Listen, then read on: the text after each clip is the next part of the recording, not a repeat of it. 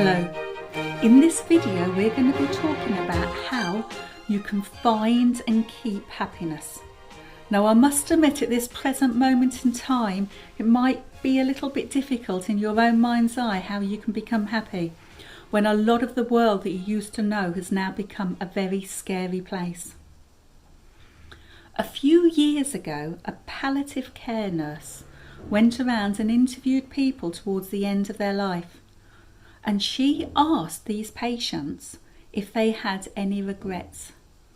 Now, it might surprise you to know that even back then, one of the top of the biggest regrets was people hadn't allowed themselves to become happy enough. They almost saw it as like a payoff condition. They were only allowed so much happiness or something negative might happen to them. And in thinking in this way, they weren't as happy, or they didn't allow themselves to be as happy as they could be. Well, I'm here to tell you, you are allowed to be and you can be happy on a day-to-day basis. Many of the great philosophers throughout time have known the importance in well-being and allowing yourself to be happy. Aristotle said it's the end point of everything. Why everybody does everything for that ultimate goal to be happy.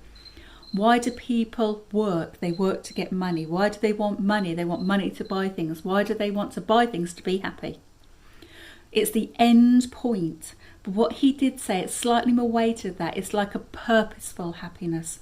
Living life with a purpose that makes them feel happy.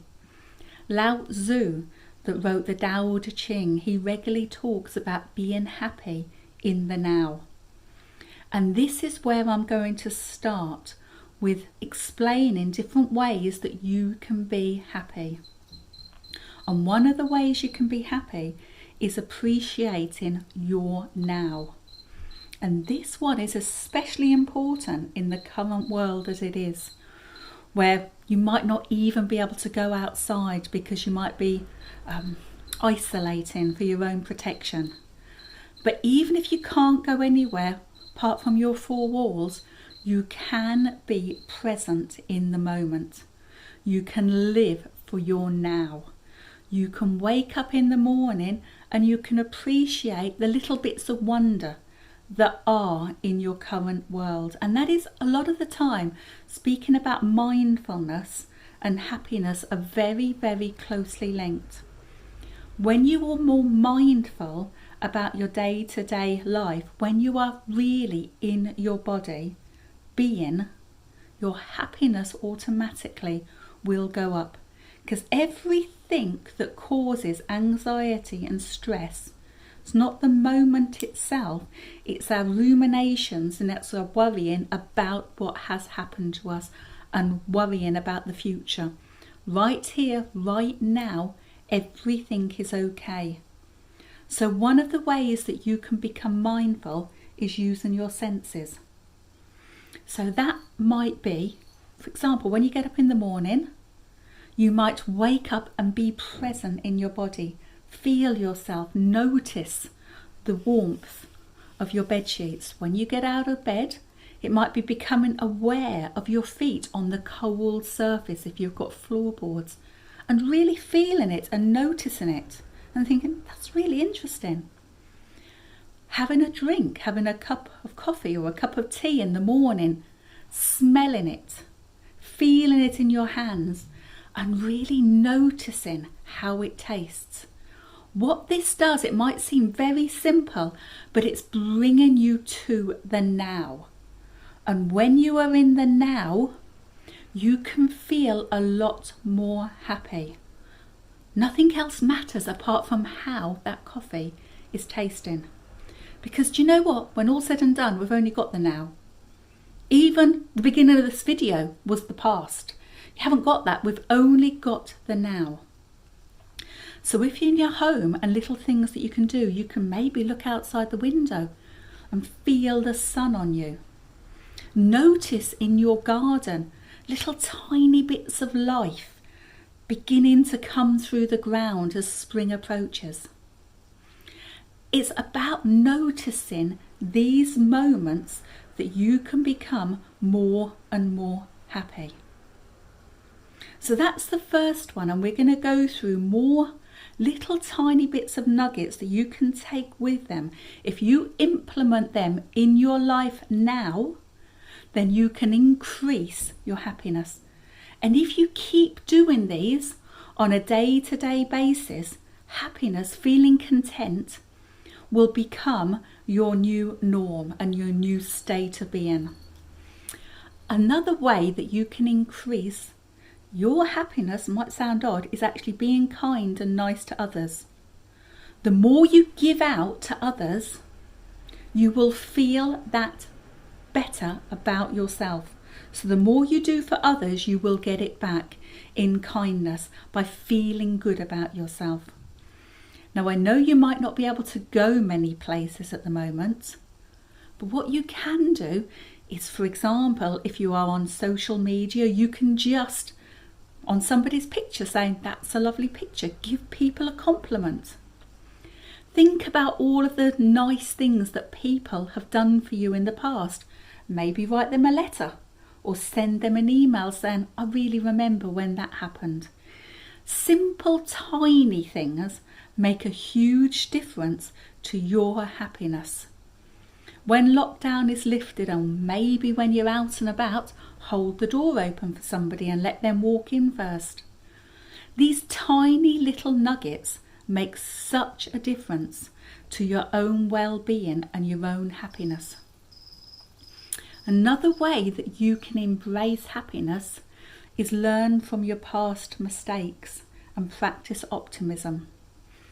If something's happened to you that wasn't so good, or you feel a little bit bad about, it's all part of the learning journey, because you can build upon that.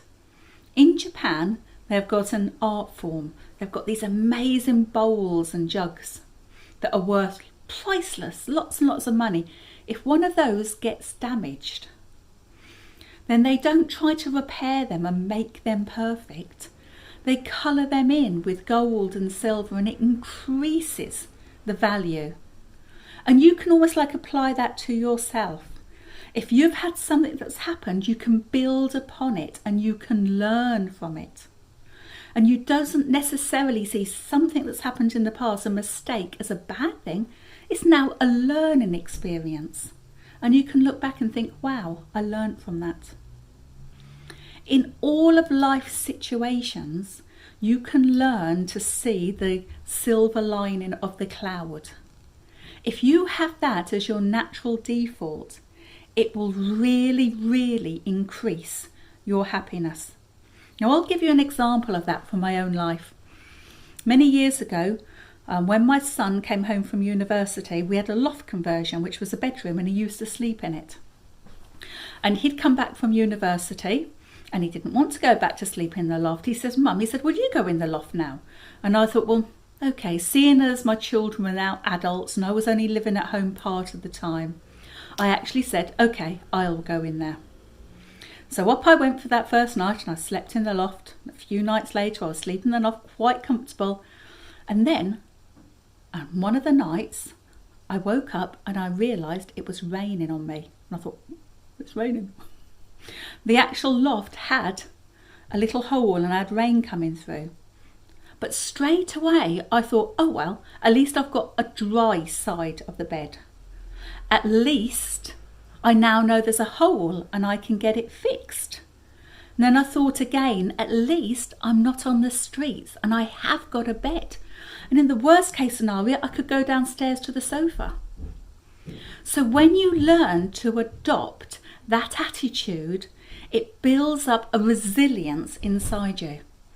And so it doesn't dent my happiness. Straight away, I could see the at least from it. Try practicing that with your own life. Try looking back at the things that have happened that might not necessarily have been positive, but you can learn from them. You can think, at least when that happened, that happened. Maybe you've had a relationship that's ended, and you can think, well, when that relationship ended, at least, I gained some friends, or it gave me a chance to practice a new hobby I've always wanted to do. There is always something positive to actually gain from something negative that might have happened in your life. Another way you can increase your happiness is to look at all of the things that are in your life that you can now be grateful about. Gratitude is a wonderful way of actually almost like building extra added happiness into your life. If you can sit down right now and think of the things that you're happy about and that you're grateful for. If you want to go forward, a nice little exercise you can do is start capturing happiness. Every time you do something that makes you smile, makes you laugh, or makes you a little bit happy, write it on a piece of paper and keep it in a container. It doesn't have to be a lot on it. A little bit, and then little bit by little bit, you will be building up your resources of happiness. And then if you have a day that's not so happy, you can open up that box or the container and you can be surrounded with all these little bits of happiness that have happened in your life that you would have probably forgotten about if you wouldn't have made a note of them and put them into a container somewhere safe. Some people even will do it in a book and just write down their little moments of happiness in a book so that they're always recorded. So it's a nice thing for you to do and something you can always go back to. And remember to smile. Research has shown or has suggested that the more you smile, the happier you are. So you can fake it until you make it. And when you meet people, when we are allowed to go back in, give them a great big smile, and then they will smile back at you, which will again boost up your happiness.